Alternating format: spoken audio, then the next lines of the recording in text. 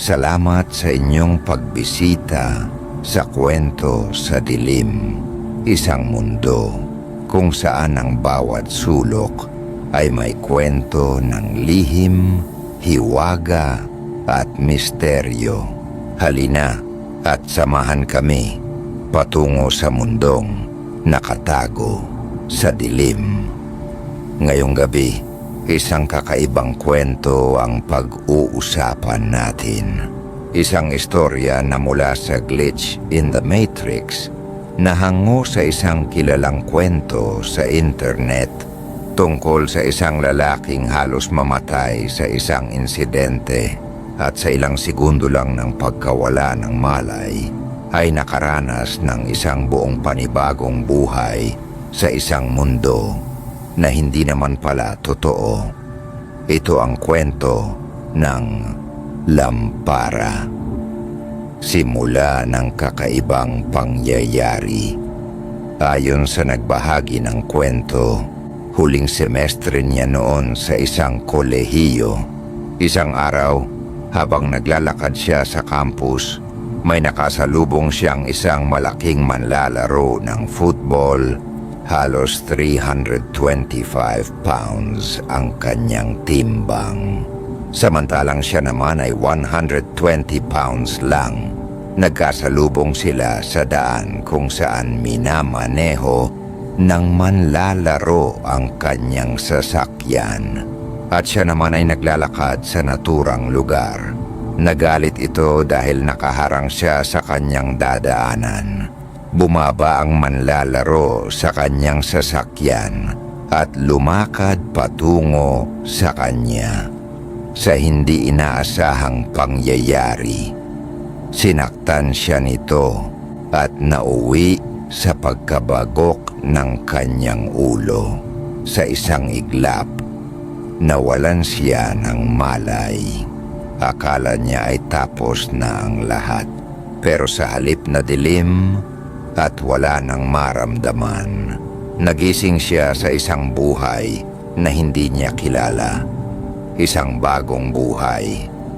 Sa mundo na iyon, o kung ano man ang tawag dito, nakilala niya ang isang napakagandang dalaga. Sabi niya, iba daw ang dating ng babaeng ito.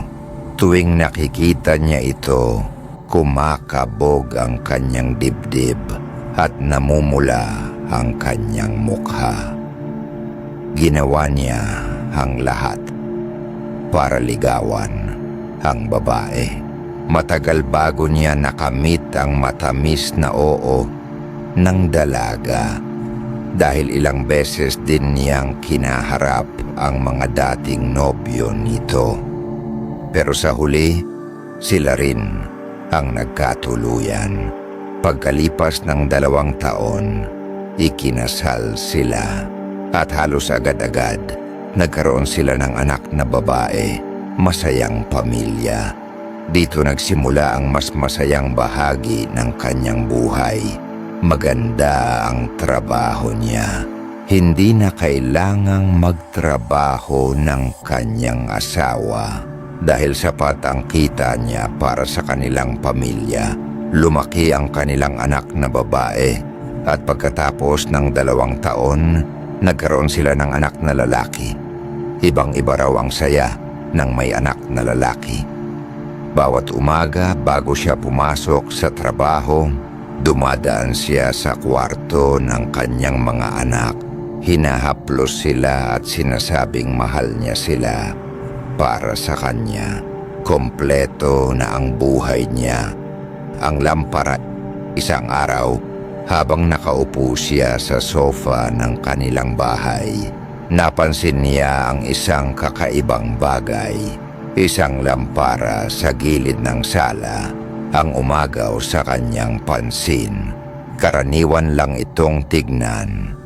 May parisukat na base na may kulay pula. May gintong guhit sa gilid. May 4 na paa. At may puting parisukat na lampshade sa ibabaw. Pero may kakaiba. Parang baliktad ang perspektibo. Parang nakatingin siya sa isang bagay na nasa ibang dimension, wala sa lugar. Tama ang hugis, tama ang kulay, pero parang may mali dito. Hindi niya alam kung bakit, pero hindi niya maalis ang kanyang paningin dito. Buong gabi niyang tinitigan ang lampara. Kinabukasan, hindi na siya pumasok sa trabaho. May hindi tama, hindi niya maipaliwanag, pero alam niyang may mali. Pagbabago. Ilang araw ang lumipas, hindi na siya kumakain. Hindi na rin siya umiinom ng tubig. Bumabangon lang siya para gumamit ng banyo. Hanggang sa dumating ang puntong kahit iyon ay hindi na niya nagagawa. 3 araw daw siyang nakaupo lang doon, nakatingin sa lampara. Ang kanyang asawa, lubos nang nag-aalala. Tumawag ito ng mga kaibigan at kamag-anak para kausapin siya, pero wala na siyang pakialam.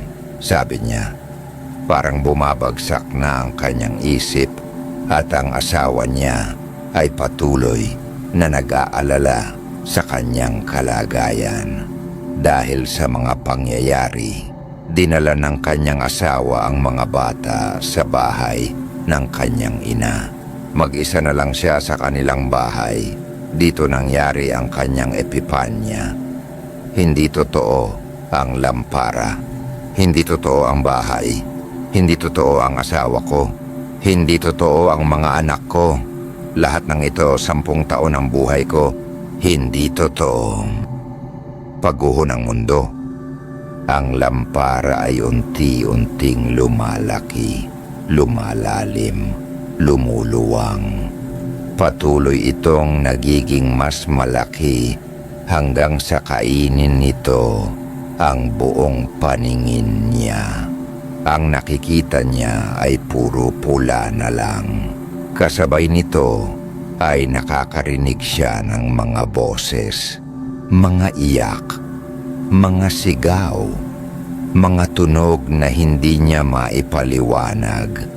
At doon niya naramdaman ang sakit, isang napakatinding sakit na hindi niya kayang tiisin. Pagbalik sa katotohanan, ang una daw niyang nasabi ay, nawawalan ako ng ngipin. Pagdilat niya, nasa bangketa na siya, nakahiga. Palibot sa kanya ay mga taong hindi niya kilala. Natatakot ang mga ito para sa kanya.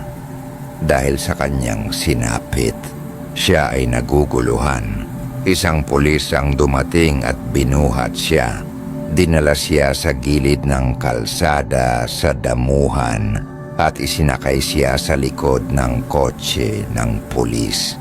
Mukhang hindi na daw naantay ng pulis ang pagdating ng sasaklolo sanang ambulansya. Hindi pa rin niya maintindihan ang nangyayari. Dinala siya ng pulis sa ospital. Doon siya na computed tomography scan at ginamot ang matinding kalungkutan. Matapos ang pangyayaring iyon, dumaan siya sa halos 3 taon ng matinding depresyon. Hindi niya matanggap na ang asawa at mga anak na mahal niya ng buong puso ay hindi pala totoo. Araw-araw siyang umiiyak bago matulog, umaasang kahit sa panaginip ay makikita niya ang kanyang asawa at mga anak. Pero kahit isang beses, hindi niya ito napanaginipan. Ang anak niyang lalaki lamang ang minsan ay nakikita niya. Hindi sa panaginip, kundi sa peripheral vision niya. Laging 5 taong gulang ang itsura ng bata. Hindi niya marinig-rinig ang gustong sabihin nito. Saglit lamang niyang nakikita at biglang mawawala na. Ano kaya ito? Para sa iba, simpleng kwento lang ito ng isang taong muntik nang mamatay at nag-hallucinate.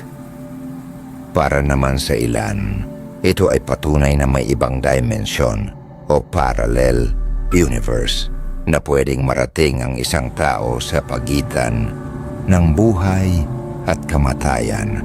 Maaring ito ay bunga lang ng kanyang isipan o baka naman ito ay isang totoong karanasan sa isang mundong hindi natin nakikita. Pagninilay, nakakatakot isipin. Sa ilang segundo ng pagkawala ng malay, nakaranas siya ng isang dekada ng buhay na masaya, buo at kumpleto. Pero sa isang iglap, binawi rin ito sa kanya. Ang tanong, alin kaya ang mas masakit? Ang mawalan ng buhay o ang magkaroon ng isang masayang buhay, pamilya at kinabukasan? Tapos malalaman mong lahat ng iyon ay hindi pala totoo. Hanggang ngayon, dala pa rin niya ang alaala ng kanyang pamilya sa kanyang puso.